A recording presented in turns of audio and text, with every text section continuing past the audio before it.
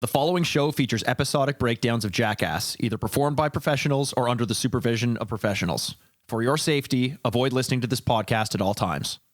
Hi, I'm Mikey Aaronworth. I'm Jason Wellwood. And I'm Chris Aaronworth. Welcome to Jackass.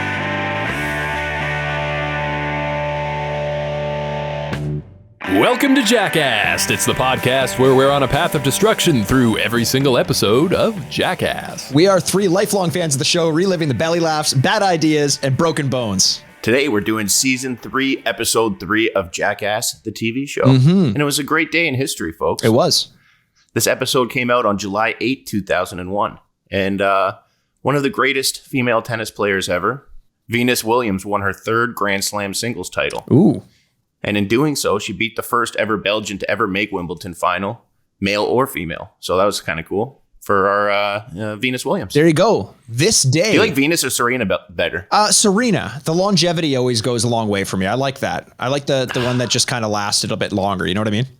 Did you see the new movie? Can you believe Venus was like the whole movie was about Venus? Like everyone thinks Serena's bigger, but that whole movie was like, I guess maybe they'll do a part 2 of Serena. Well, no, Serena was supposed to be the one. I mean, that was kind of the point of it. Was like she was the one who was chosen by the coaches, and like that was it, right? And Venus was. Venus was, and Serena was in the background, just kind of learning arbitrarily and managed to do it. Kind of like our life, Chris. You know, you're always just kind of in the background copying me, except you're just not doing it as well. You know what I mean? No, that's exactly the opposite. Like maybe you get picked first because they look at you, but then it comes through. I really bring the heat. You know what I mean? Mm-hmm. Like I am clearly the most popular person on this podcast. Me, Jay, then you. So I think you were, judging by that. But when I got to ask you, when did you get so serious about these facts? Like, what the fuck happened? It was a balmy 36 degrees in Toronto, and fucking Michael Schumacher, Grand Prix world champion, and all that shit. Now you're actually giving us real facts. Come on, what was the difference between the Schumacher and this? It's literally a sporting event that someone won something called the Grand Slam title. Was wrapped the exact up same fact in the sarcastic irony, which I just loved and adored, that we didn't speak of, but you just brought it, and this time you're just like, oh, tennis. Tennis, anyone? No tennis. Chris, no more tennis on this There's podcast. literally only one entertaining thing that happens every fucking Sunday, if that. It's kind of fucking. I've got some slim pickings over here, but I'll bring the heat next week. Wait, when did this come out? What was the date? July 8th, 2001. July 8th. Okay, well, some of the shit we're going to see in season 3, episode 3, I kind of thought this was like a Halloween episode because there's some shit. And I'm like, what? Why are they doing this? But we'll get into it. Let's get into it. This is a good one. I enjoyed this one. Just right at the top, I want to say that I feel like we're starting to get into gear here in season 3. Yeah, guys, I gotta be honest. I'm curious to hear your thoughts on it, but I think this was like the most disappointing episode I've seen in a long time for some reason. I'm a little concerned that Jay might have watched the wrong episode because I am very shocked that you said that. But hey, honestly, let's see how this one goes. Yeah. All right. Fine. Fair enough. Let's get down to it. But I do gotta. Oh man, you know what though? I do want to tell a quick story if that's all right. It's okay, because it's been a while since I've done one of these. Our listeners might take exception to it because I know they don't want to hear from you. But listen, it's been a while since I've done one of these. So the other day I was taking a shit, right? Mm-hmm. And wait, it's been a couple days since you've taken a shit? No, I told a shit story on the podcast. Don't worry, I'm fairly regular. You tell shitty stories all the time. What are you talking about? I know. This one's extra shitty. Trust me. So I'm doing my business. I finish up and I go to flush the toilet and we got a plug, boys. Oh, good thing I had the plunger right there in the toilet. So I grab that and start doing the plunge job. But this fucking plunger, I don't know where it came from or why it's so goddamn cheap, but it does this thing where if you push too hard, it inverts and looks like the head of a dick. You know? Yes, I know what you're about to say, and this sucks. It's a ticking time bomb, this type of plunger, because if you pull it out too quick, what's going to happen is that rubber is going to start to like meld back to its original shape. And once that happens, the water that has collected in the head of the penis will shoot back at you. And this happened today. Luckily, it only got on my leg. But the whole time I was thinking, this is disgusting. I'm in a bad mood now. I just got covered in shit water. I feel like you're just sitting there with your mouth open, just like, come on, baby. Come on, just fucking jerking it. Just fucking waiting for it to come at you. This wasn't your toilet. This was just a public washroom you'd found looking for a clog somewhere.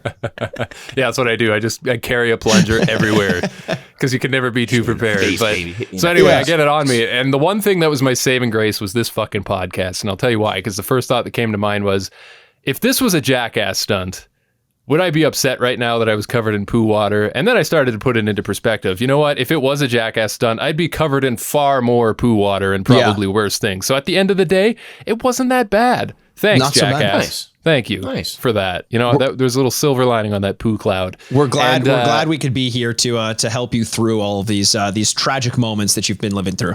But here's the real thing, Mikey. After all that happened, I thought I was done. Oh no. I hear the toilet tank going. I'm thinking, why isn't the fucking tank filling up? I just hear water going. You know, it should have stopped by now, right? So I lift the lid off, and I swear to God, I was transported to like 1990, and I was suddenly Arnold Schwarzenegger in his post-action movie career where he was doing like comedy roles, like action comedies. And I'm like Arnold as like an undercover CIA agent who's, you know, role playing as someone's maid to get close to the bad guy, and he's lifting the lid off the toilet tank and there's water shooting everywhere, and I'm just like, oh, it's too much pressure. Abort the mission.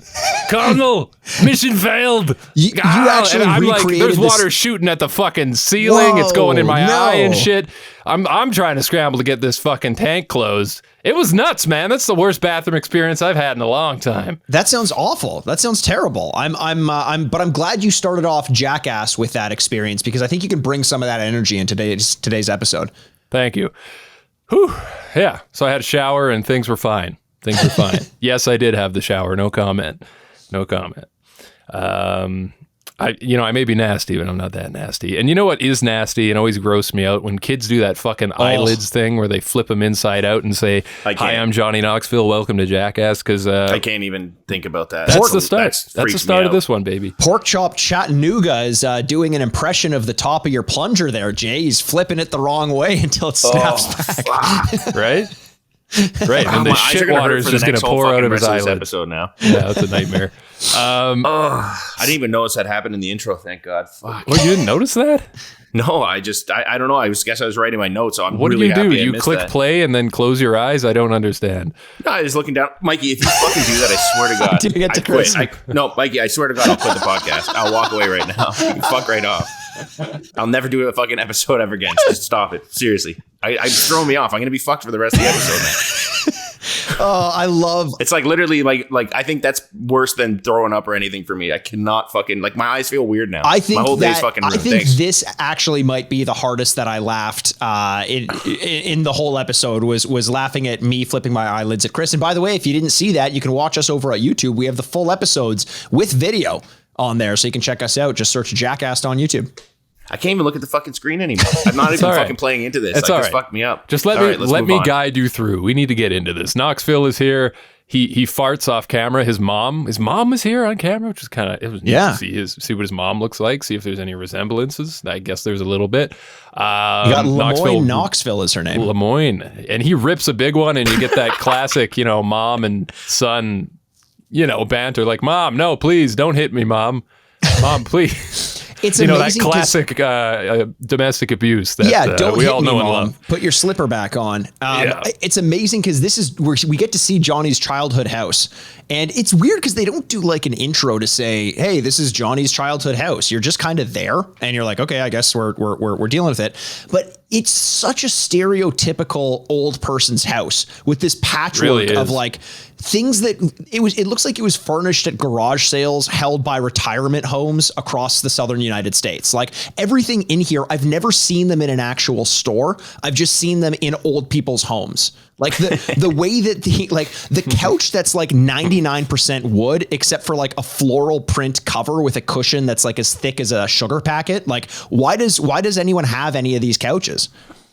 What I love about it is like it's like brought back that nostalgia to when you're a kid, and like swearing is so bad, and like they're just saying jackass, but they're like, are you sure we can say it? Like that like hesitancy when they're gonna say jackass, and they're like they're getting away with something. And I remember when we were a kid and like we're listening to Meatloaf in the car.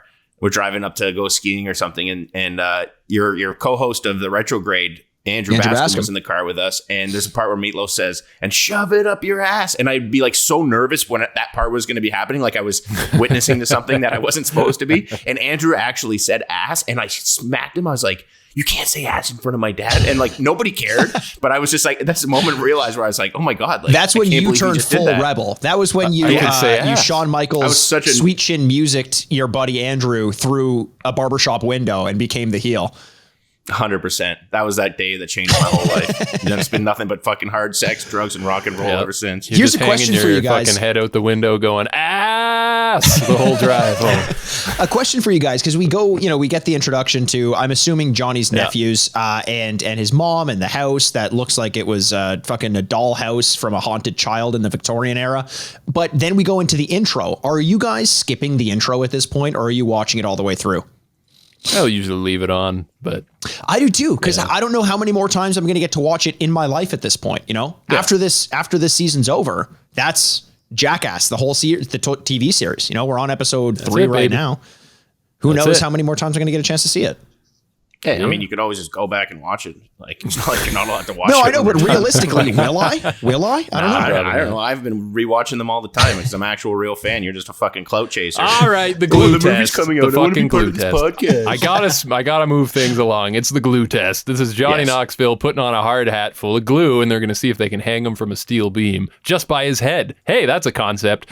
He starts introducing a big dumpster full of olive oil, human hair, and hot sauce. And for a second, I thought, none of those are adhesives. What is this? But putting 2 and 2 together once I saw the full setup. No, they're just going to place that under him. So if he can't hang on, that's what he's going into. This is pretty self-explanatory. He tries to hold out, but it doesn't seem like the glue's going to stick. So they lose him. And no, he let go. There you go. Well, yeah, I think correct me if I'm wrong here. I might have got the setup wrong, but I thought they were trying to get the glue to set on his head. Is that not what happened? No. And it just wasn't setting, so he let go? No. It was they super glued the helmet to the beam, and he was going to hold on to the helmet and keep himself over the big old bucket of hair oil and hot sauce.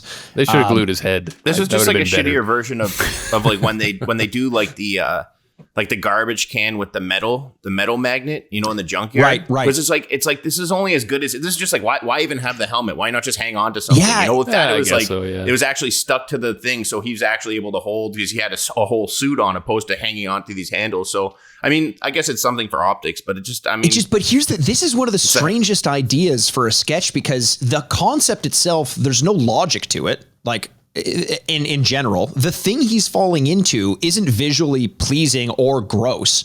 It's like, I get the concept of olive oil, hair, and hot sauce is gross, but when he falls into it, you barely even see it on him. He's just sitting there holding on to the helmet and not doing anything because it's exhausting. This is one of the most inconsequential sketches they've ever started with. And I thought maybe the biggest takeaway I had here was that in the intro to it, when they're setting it all up, I've never seen Bam Margera so serious about anything in his entire life as when he's gluing the helmet to the beam. He's got this look of concentration on his face and calm. And it just seems like the more we know about Bam, the more he fucking loves making up concepts and building them and making them come to fruition. And that was like part and parcel to this one, was how seriously he took that. Yeah. Yeah. And I mean, when he falls into, it's like you said, there's not really a big visual spectacle on display. It just kind of splashes a little. But I will say, whatever they hosed him off with after actually looked dirtier than the hair, hot sauce, and oil. Seriously. Like, where are they getting this water from? It just looked like this brown sludge. But yeah, Johnny Knoxville runs off into the streets, and that's the end of the segment. I guess we should probably give this a rating, since it was the opener and it took some, a little bit of the time out of the episode.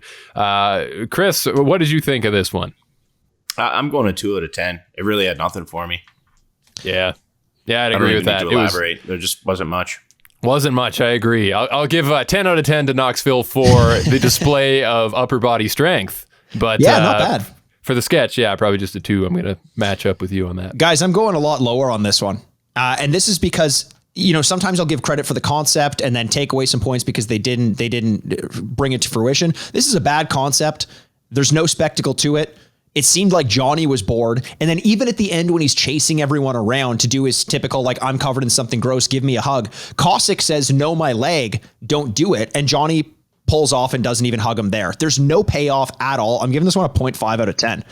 I hate to start off with ever. It's got to be. That is. Yeah. Yeah. Wow. Yeah. I don't think you've ever had anything lower than that. Like, I don't think any of us have given a 0 as far as I remember. So I don't even think there's been a 1. I gave a 0.5 to grass skiing from Ryan Dunn from Jackass season 1, episode 8. Oh, okay. Never mind. Wow. Of course, a Dunn sketch. I shouldn't be surprised. An early Dunn sketch. An early Dunn sketch. And in the next one, we get Chris Hanna riding one of those red bucket carts down a hill. It looks like he's a friend of Bam and Dunn and the crew. Quick little interstitial there. But we're off to a different type of riding, if you will. This one, a little bit more for the man who likes to dress up. The established gentleman. The distinguished gentleman. A man who takes his work seriously, puts in his 9 to 5. This is office chairs. At the skate park, we've got business done. Business is about to be done here. Okay. Yeah, Ryan Dunn in a suit. And Deco's wearing a suit as well. These guys look great in the fucking suits, by the way. Way to go, boys. And they're just taking the office chairs down the ramps. I love that they didn't try to make them like shitty suits. They really did dress them up nice. They look good. Yeah. Like they both really wore those suits well. And it would have been one thing if they did like a sweaty fat fucks thing where they just made them look like garbage. Like, oh, I'm a dumb office worker. But they made them gave them nice shoes, nice briefcase, and nice socks. They looked good. Yeah, I agree. Did Dunn do an Office Space reference? Was he kind of imitating the boss in the movie Office Space at the beginning? I'm pretty sure he that first line he said was that. Maybe insert the clip or something when we're doing the. I didn't pick up on that. No. You know that like douchebag boss? Yeah, that would be great. If you could join us on Saturday, that'd be great. I'm pretty sure that's what he was going. The number of times, by the way, as someone who manages, who has worked as a manager or like a general manager at a company, the number of times you're tempted to say that would be great, and I have to make myself not do it because I know that's now become a joke. It's staggering. But by the way, did Ryan Dunn dye his hair red? Am I crazy? Does he have red hair in this one? I don't know. Did he? I didn't notice that. I didn't notice that. I'm pretty sure it's kind of reddish. Yeah. Maybe he is just a ginger. He has that ginger strength, I feel. Yeah. Look, guys, there's a lot of fun here to be had. Lots of nut shots. No, don't worry, no nuns were harmed in the making of this episode.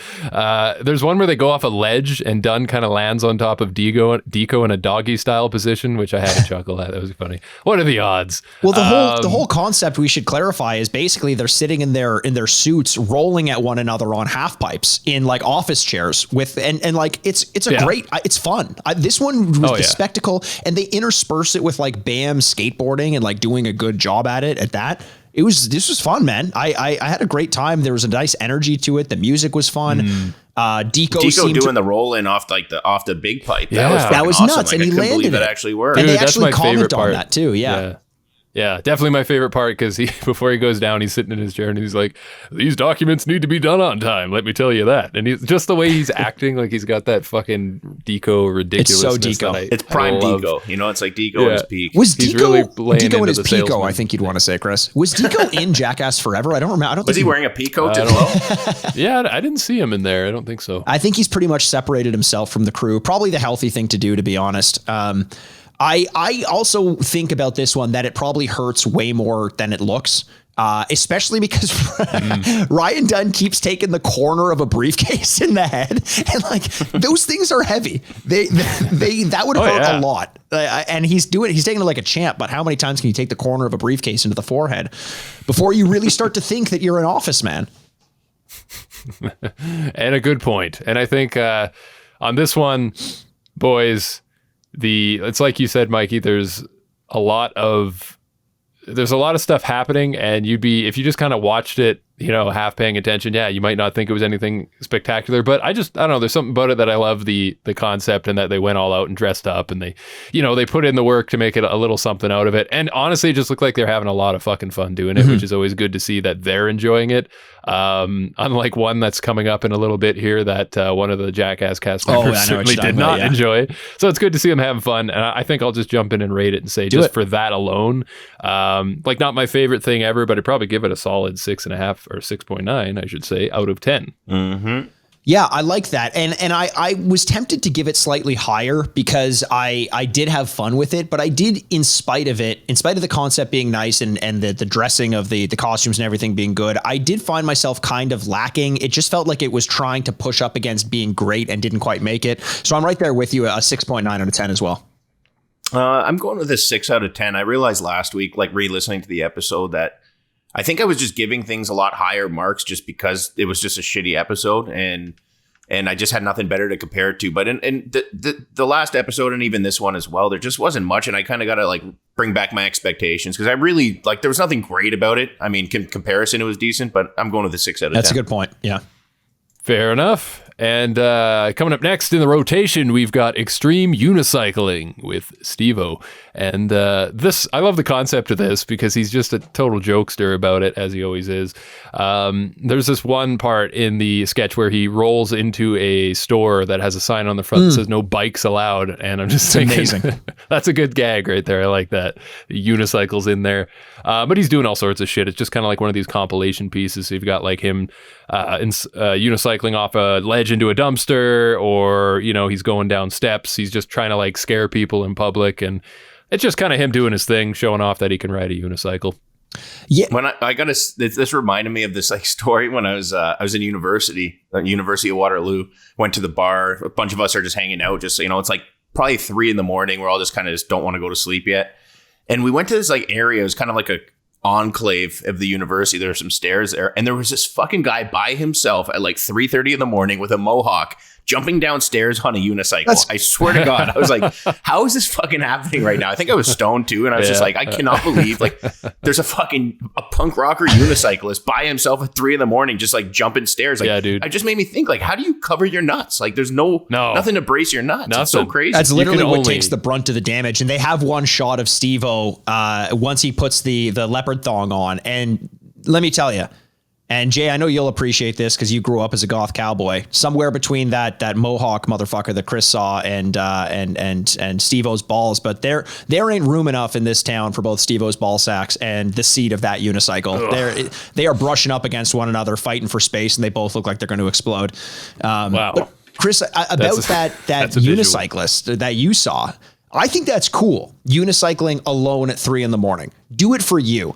I hate the person who unicycles in public because you're doing that to be different. Be a weirdo. And it's easier to walk somewhere and less 100%. dangerous. And in Toronto, there's a street called Bathurst, and it's a pretty significant street. It goes straight into the downtown core and straight outside. And there's one point where there's a pretty steep hill, lots of cars, lots of traffic, passes a really busy intersection.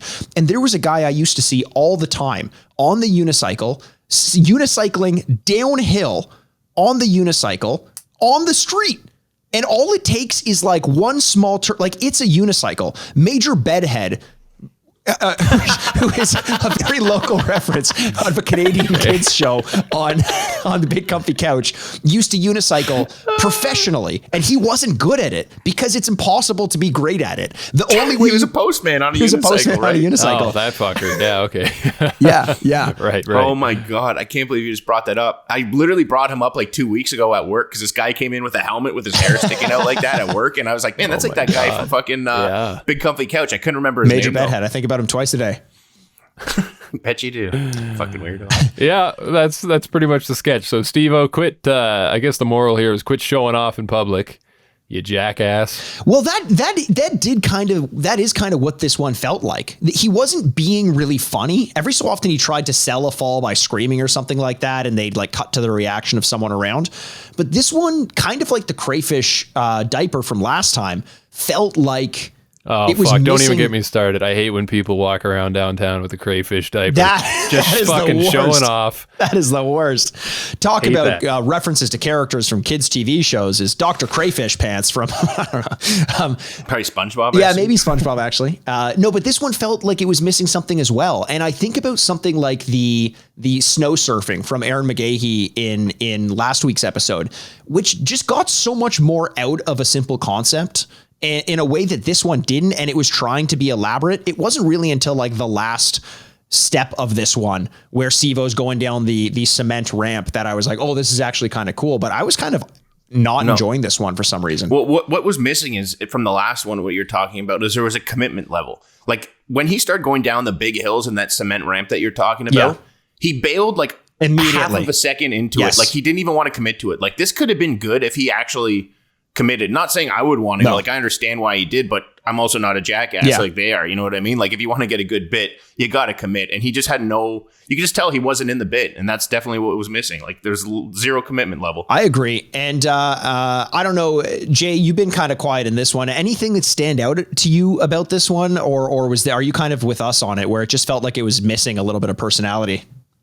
Yeah, not really. There was a point though where he pulled a face like he's the kind of guy who would bite someone, which I thought was interesting. I thought that looks like a hungry man. Like you ever be downtown and you just see a guy pulling that face, you're like, ooh, don't get too close to that one. Yeah. So he rode by a lady on the street and he was just doing that. I don't know. I had that thought, or I don't even know why I had to share it, honestly, but I did. I'm giving this a 3 out of 10. I'm just jumping right in here because it was fun. It's good to see SteveO do it, but it didn't really go anywhere either, you know? So yeah, I'm giving this one a 3.5 out of 10. We've seen the concept before. It didn't really do much to improve upon the concept we're already familiar with. And I just was kind of bored the whole time. Yeah, I'm actually going a 2 out of 10. Like if you're going to do those, like, make it look like a dangerous stunt or something. If you don't want to commit to it, just don't fucking do it. Yeah. You know, this was not Jackass. This was Whack-ass. Ooh, 2 out of 10. Dude, nice. Well done. But I think that is kind of the common theme of this episode is a lack of commitment. It just felt like they were hands off. Like they woke up on Saturday morning and they're like, fuck, we have to release an episode tomorrow. Let's put some shit together. Where's Johnny? Oh, he's at his parents' place. Let's start filming there. SteveO, you still have that unicycle? Okay, good. Like everything felt really just pieced together. It felt very much like the third episode of a season where it's just they've lost a little bit of steam and they put this one in there because they know they've already got your attention. And that is I think saying a lot leading into a stunt that's coming up, which you already referenced once, Jay. Yes. So this next one is something that, you know, we've seen repeated throughout the Jackass catalog, I guess, from time to time. This is a Preston and Wee Man tandem stunt. And in this one, what they're doing is Preston is sitting on a park bench, and this guy's got the rumbly tummy going on. Poor dude. But he's got to poop so bad that he's just being like really loud about it. Like he's like guy in a porno making more noise than the girl kind of loud here. Uh-huh. And he heads his way to the porta potty. Thank God there's one nearby. And of course you've got all the innocent bystanders just looking at this guy like, what's his deal? Is he going to be all right? Gets into the porta potty, and we're getting like the best. I want to know who is dubbing or making these fart noises because they're the best. Like it was the fart machine that I used to have. The exact same fart noises 100%. From that fart machine. Do you recognize there that? There is that in there. You're totally right. Those farts are there, but underneath that, I'm hearing like some wet. Yes. Like lips to inner arm, like inner elbow kind of like dubbing going on mixed in there. And it's beautiful. Yes. Thank you. And they're good. And we get a lot of that. We get a lot of moaning. And then eventually the door opens and who do you think comes out? Wee Man in the same construction guy uniform just to shock everybody. So we've seen something like this before. I think this was better than like they turn a corner and, it's Preston chasing Wee Man type of stunt. This one's getting creativity in it that we didn't have in the earlier seasons. The Preston, as much as I think season 3 so far has taken a downturn compared to a lot of season 2, at least in the opening episodes, the standout is Preston and Wee Man. Their creativity is way better now. And I got to be honest, when I was watching this one, I forgot about it completely. And when Preston, which by the way, he starts off, he's on the park bench eating a burrito. And then he's like, that's kind of like, I guess the premise is that's what upset his stomach, and he goes to the bathroom. How hard was it, do you think it was to get Preston to put down that burrito and commit to the bit? Or did they have an issue where he kept just like finishing it and forgetting why he was there in the first place? I don't know. Just something to think about. Well, when it's not Vito and the Hoagie type of situation. No. I think that's dude. Vito and the Hoagie sounds like a sequel to like Homeward Bound, like a child's movie about two pets that love each other. Vito and the Hoagie, or Butch Cassidy and the Sundance Kid, one or the other. But when Preston goes into the porta potty and you hear all the fart sounds, I literally wrote down, I was like, this is the dumbest sketch ever. This is what this is. I totally forgot that Wee Man comes out of it. And when he did, it really worked on me. Yeah, I see. The thing is, obviously, nobody that's sitting there is going to actually think that he just shat and turned into a small person. But like, no, one person does. Yeah, one person we'll get to does. that. Well, I mean, that person's got enough issues on the side anyways, but it doesn't have to be realistic, because for that 1 or 2 seconds when he comes out, every single person just gets such a good laugh and such a good joy out of it. So as much as it's obviously not realistic, it worked. You know, I like the concept of it. It's creative, and you're going to make people's days. It's one of those pranks that it doesn't fuck up somebody's day. You know, everyone's going to laugh and they're going to tell their story to their friends, and it's just nice. Yeah. Sorry, Mikey, go ahead. No, I was just going to say the one thing is, you know, you get the first one and the surprise and the shock and awe from it and everyone laughing around, and that's funny. I don't love that they double and tripled up on this one right away. I think this one should have been an interstitial that played throughout the episode, because I felt by the last one, I was like, okay, I get it. Let's get to the next thing. I've seen this already. Yeah, true. It was a little long, but they did save the best for last, though, because Wee Man, he sits down after coming out on a bus bench waiting with, you know, the folks there on the street, and there's like this lady that's like she's basically like a Grand Theft Auto NPC. She like, oh my god! She just fucking stands up, does like this robotic half turn to face away from Wee Man, pauses for a second, and then lets out a scream. Screams at the top of her lungs. She doesn't run away screaming. She's just standing in place screaming. It's the most bizarre thing I've ever seen a human being do, I think, in public. And she's like really struggling with the fact that she witnessed what she witnessed. Like, she's not sure what to think of it. She believes that this just took place, that a guy shrunk. If you were like on fucking shrooms or you smoked a huge joint or on acid and you happen to be there, like, you would just be completely second guessing yourself. And I don't know if anybody else knows this, but like when you're on shrooms or some psychedelic, the weirdest things actually happen in the world that you would never be part of if you weren't on it. Like, just very odd things that you've never encountered normally. And it really makes you second guess your reality. And this would just be something that you just would have serious trouble digesting. Totally. It would. I feel bad for the person, like the burrito. Hey, well done. I feel bad for the person who would be high and witnessing this, because I don't think you come back mentally. Your mental landscape changes forever after seeing something like that. I'd be scared to poop. What happens if it happens to me? I do. Here's credit though that I want to give. Wee Man has a way of being the cockiest motherfucker in the entire world. When he gets that smile on his face, when he like puts his hands on the bench, he's like doing the smile, like, what's up, guys? Yeah. Like, he's got that California smile on him. I'm like, that is the most confident human being I've ever seen in my life. I love it. Yep, I agree. And it was a fun little segment. I don't think we're going to spend time rating this one. No, I don't, because it's more of an interstitial, I think. It should have been on the side. Yeah. But we get a quick photo of Johnny Knoxville, 1989. This must be like like graduation school photo. I don't know what it was from, a headshot maybe or something. Don't know why it's in there, but there's someone laughing at him. Because he looks like a fucking nerd, that's why. Yeah, but didn't we all look like nerds in those pictures? I mean, come on, really. Listen, this next one it just starts off in the best way you could possibly ask for, because Pontius is really nervous and we rarely see him this nervous, and he says, my job on the show is to be naked, not kill myself, and that just got me laughing. I want to get that tattoo. Yeah. And it goes to show, like, you know, like, we've had a bit of like, I know, Mikey, I've heard you talk about it in the new movie that just came out. There's not much Pontius.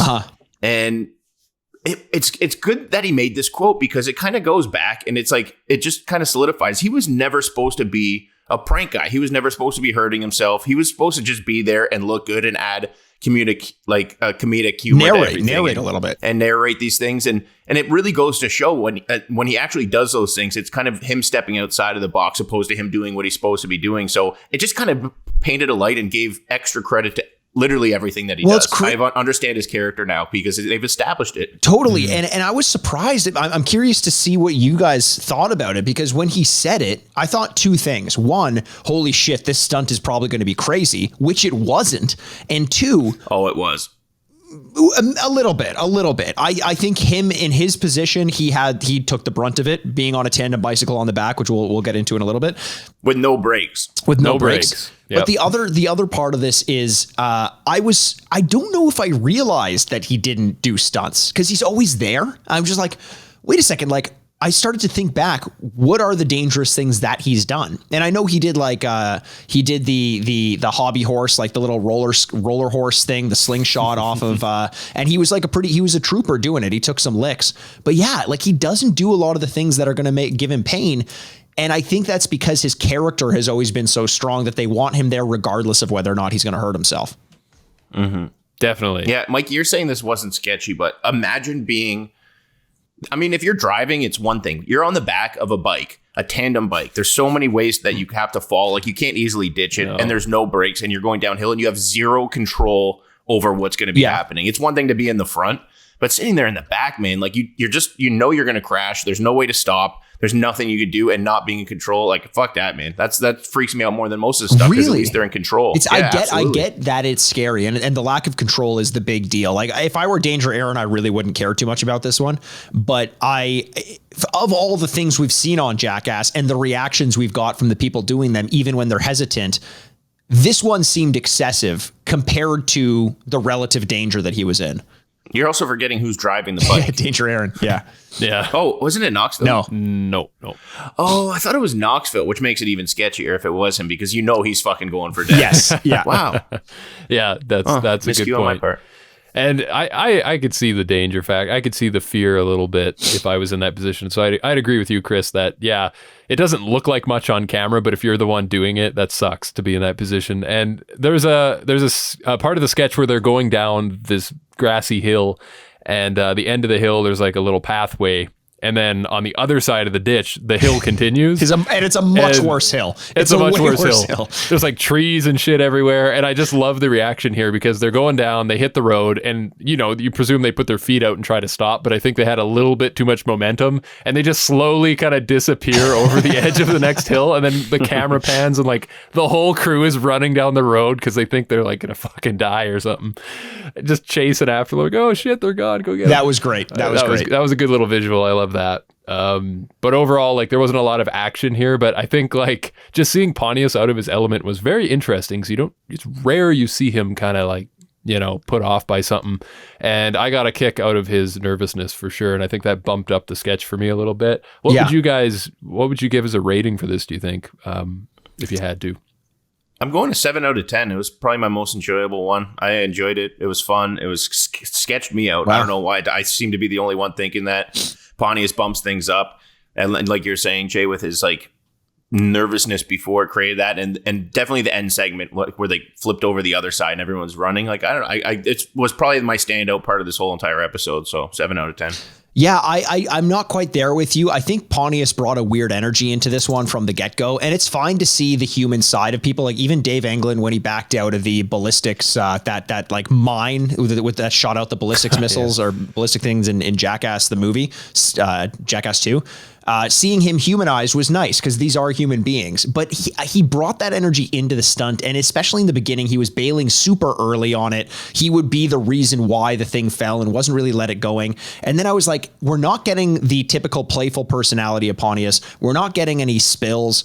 What are we getting out of this one? I was kind of lost for it. So for the number of pedals on this bike, I'm going to give this one a 4 out of 10. There you go. And anytime someone mentions that fucking mine from the Jackass movie, I immediately think of the shot right after it goes off, the explosion, and then they pan to everybody staring as if like they've just made the worst decision of their entire life. I love that. I love that. That's beautiful. It's a beautiful moment.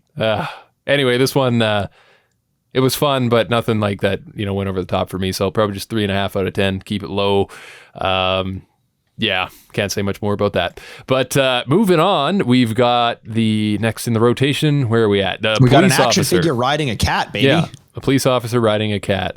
You might be right, Mike. You might be onto something. They had nothing going. They had nothing going on. But I will say this, even though this was a simpler episode, there is beauty in the simplicity of some of the things they're doing here. This next sketch is the perfect example of that. And I really love this one because it's such a good fucking idea. They're in an office building, probably where they produce the show, and they're out in the hallway, and they've got a bunch of these, those big water jugs, like they're big bottles. They are bottles. They're water bottles. They are bottles. And that's part of the argument that they have. Bottles are made out of glass, guys. It's a jug.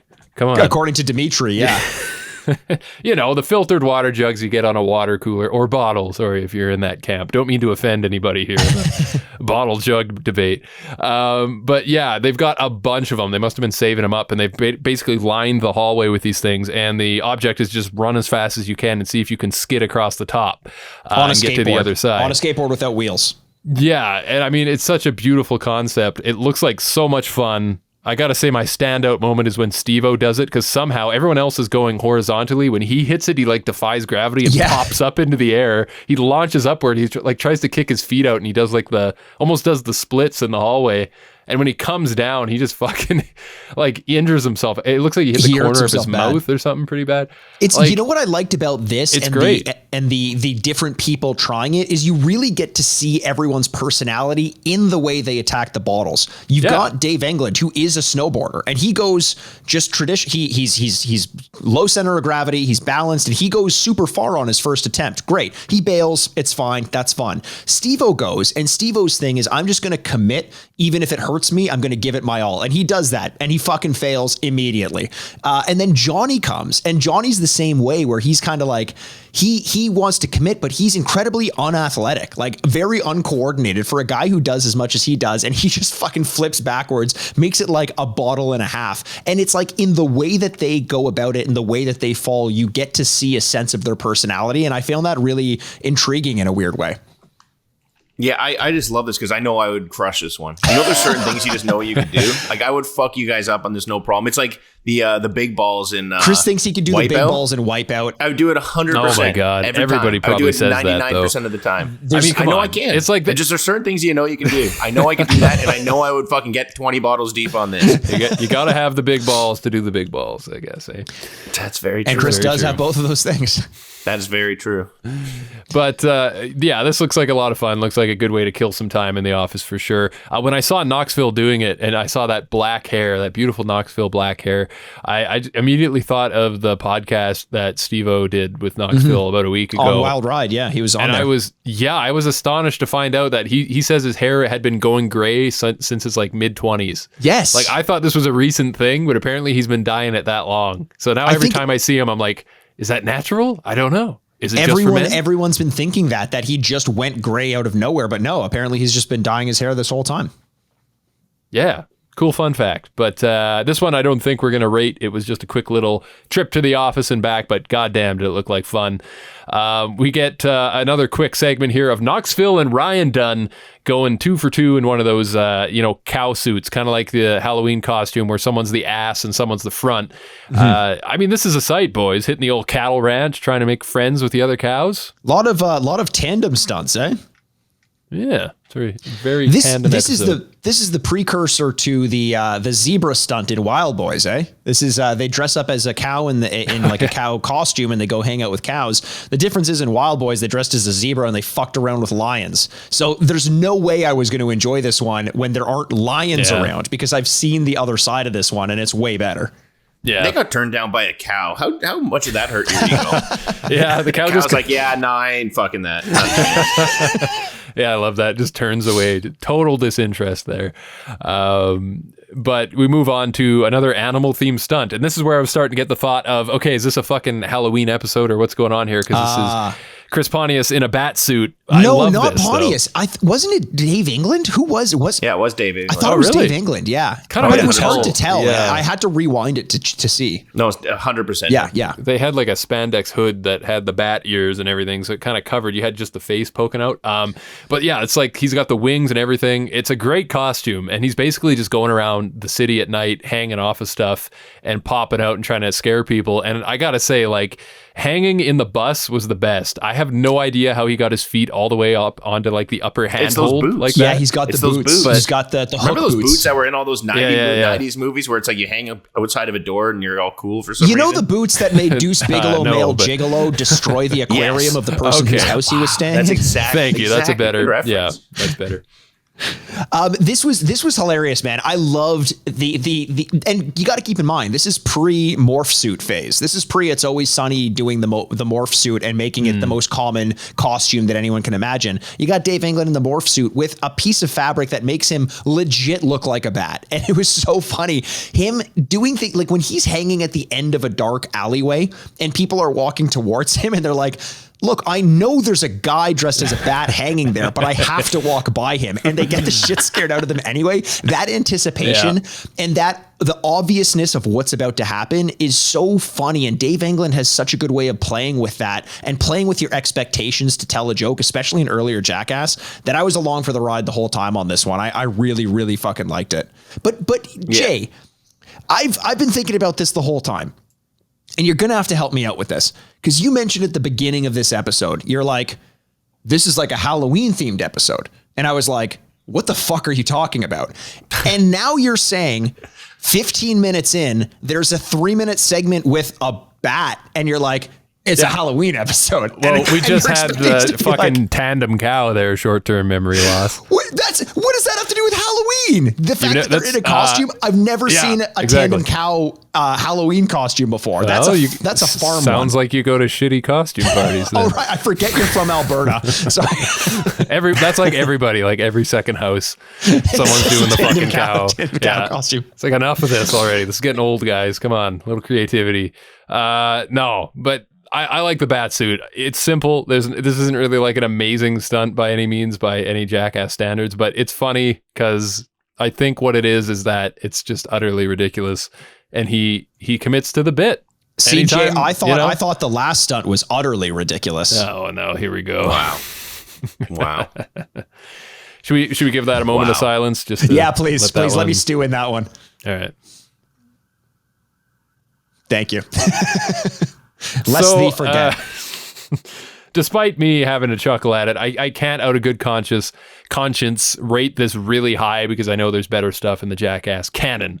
So I'm probably just going to give it a 4, but it still made me laugh and I appreciated it. So there you go.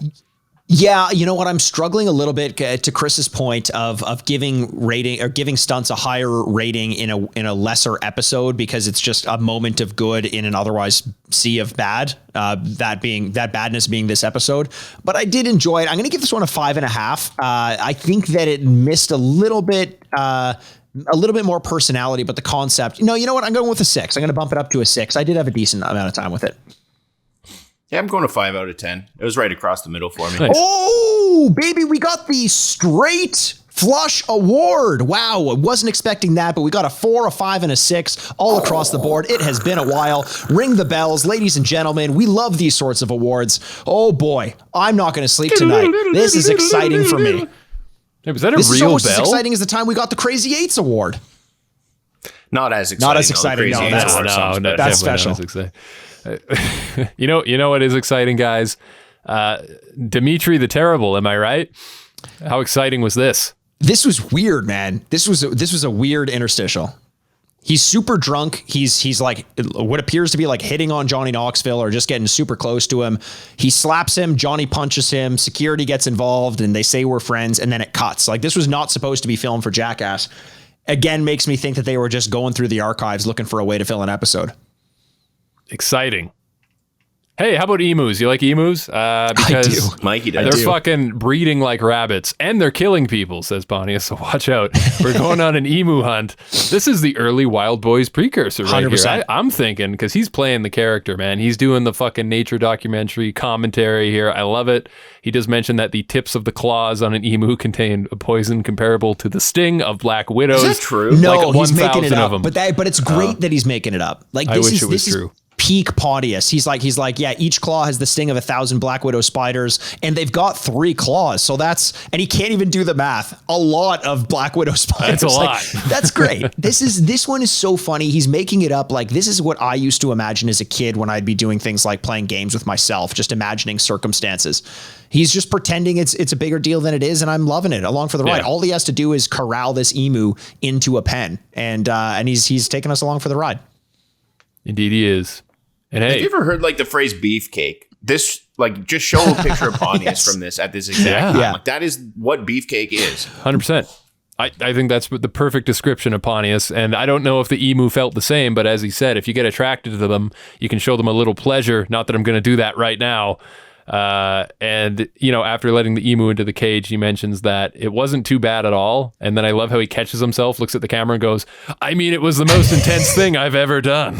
Dude, you can tell he's so proud of himself too. Like, he's very proud. I don't know if he expected to be able to do it, but he's turned into the camera. He's like, oh, he even goes to the guy who's there at the farm. Like, it's his emu farm or what. I don't know why emu farms exist now that I say that. What would the point of an emu farm be? But he's there and he's like, have you done that? Have you ever done that before? And the guy's like, yeah, no, it's not a big deal. And then he's like, yeah, like it wasn't really a big deal. Like, I don't care. Pontius has such a childlike energy to him in this one that it just made me chuckle.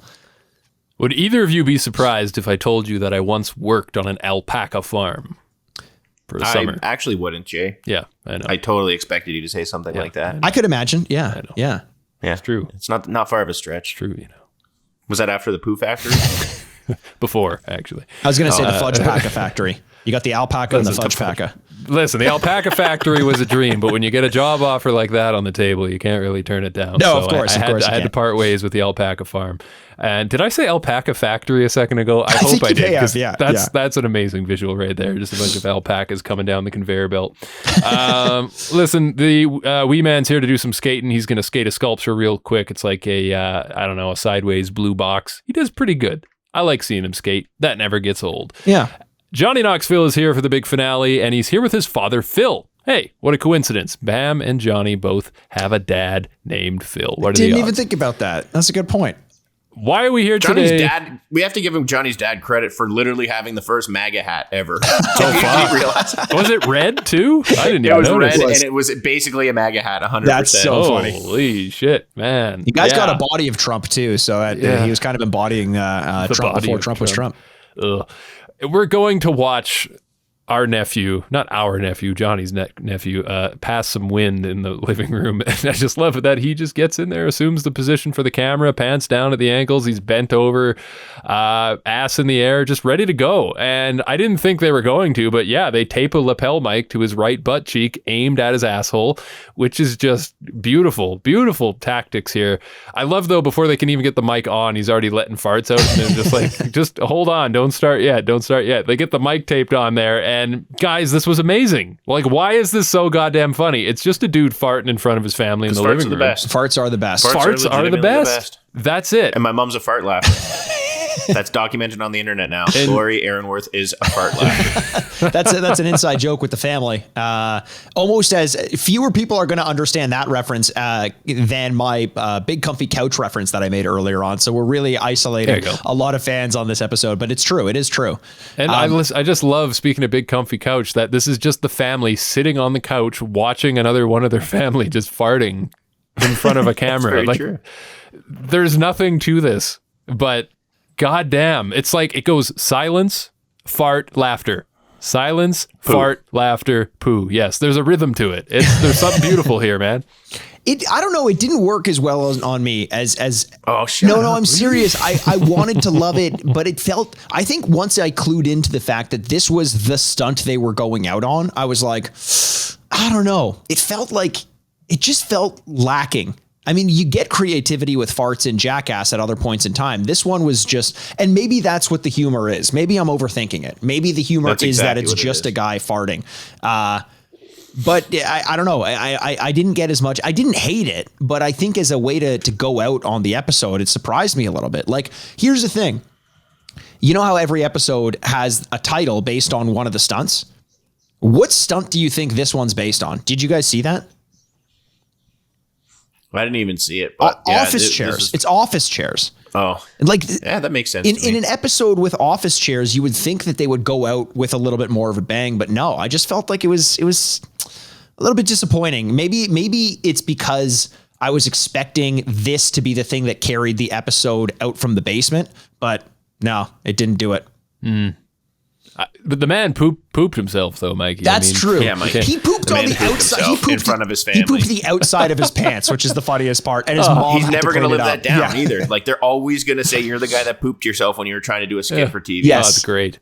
And yeah, I love that they get his mom in there, and he said, I just crapped. Oh my God. He gets the mom to clean the poop up, Knoxville does. And as if this just runs in their blood, I couldn't believe it, because the minute she's holding that piece of shit in the tissue, she goes after Johnny with it, like immediately, doesn't even think about it, just trying to get that on him in any way, shape, or form. And she's like dogpiling him on the couch, and Johnny's like pleading for his life, please don't put that poop on me. I just thought that was beautiful that, you know, they all do that. That their brain goes to the same place. That was nice, and that was probably my favorite part of this one. And the fact that when they cut back, the kid is still, Dusty is still assuming the position on the living room floor. He just doesn't leave. Just stayed there. And he doesn't wipe his ass. What the fuck, kid? What are you doing?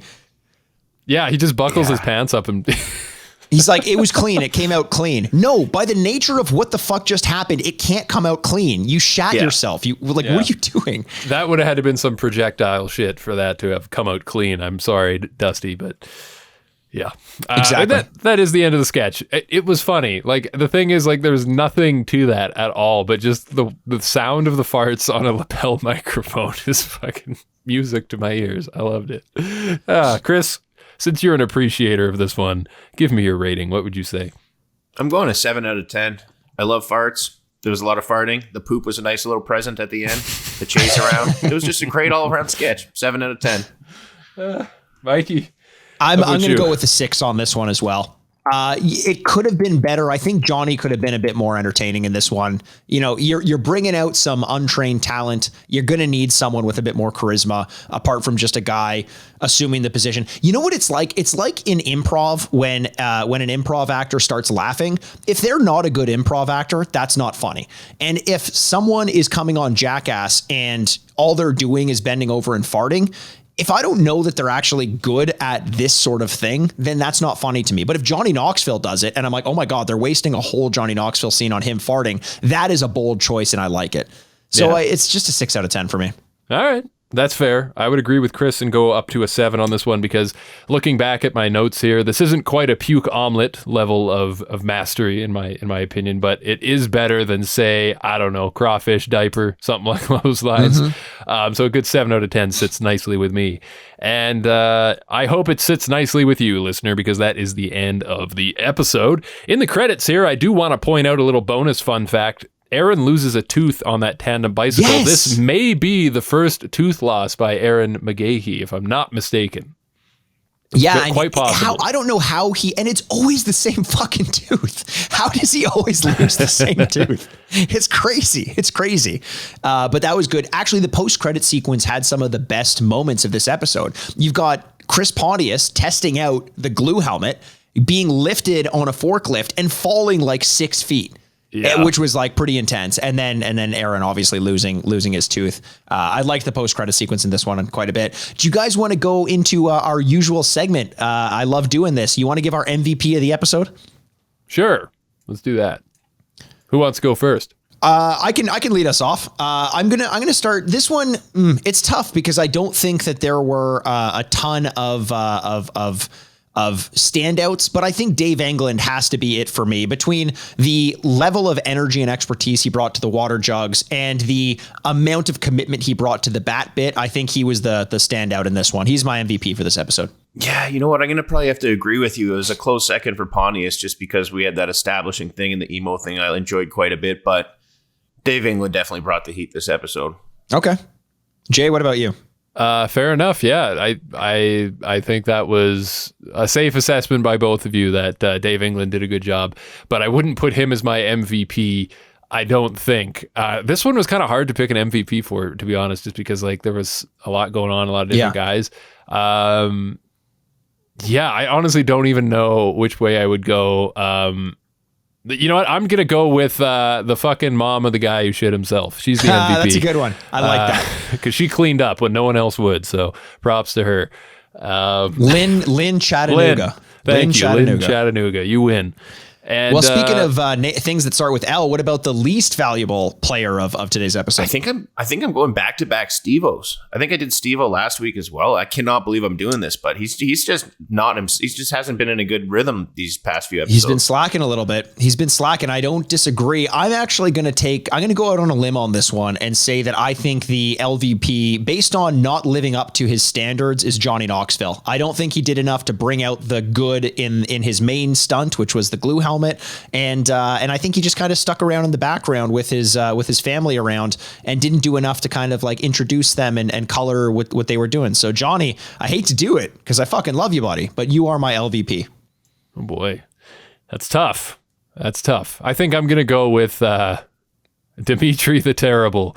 Dimitri the Terrible, you are my LVP because you had a moment, you had a big debut in Jackass, and buddy, you let it slide. You let it slip. I don't know if you're ever going to come back from that one. And even if I see him again one day, I'll always remember his debut appearance and just be a little disappointed. Wait a second. This was not his debut appearance. He's been on the show a lot. In fact, he was in the last episode as well. And he was the guy who did Uncle, remember the guy who went in as the Russian in Johnny Knoxville's uncle's place? He's actually been in this quite a bit.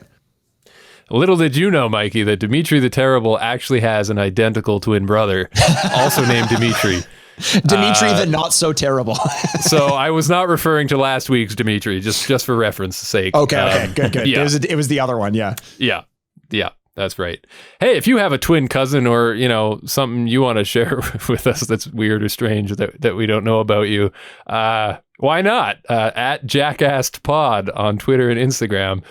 Share all your deepest and darkest secrets with us in public on social media. Yes. And thanks for joining us. Like, seriously, guys, we are having such a blast. And next week, we're going to be at the midway point of this season. Boys, I'm looking forward to it. How about you? Hell yeah. Can't wait, babies. Mm-hmm. I have nothing else to say, so I think I'm just going to wrap this up. Thanks for joining us. Perfect. And we'll see you next week, I guess. Bye. I'm Jason Wellwood. Bye, I'm Chris Aaronworth. Bye, I'm Mikey Aaronworth, and this has been Jackast.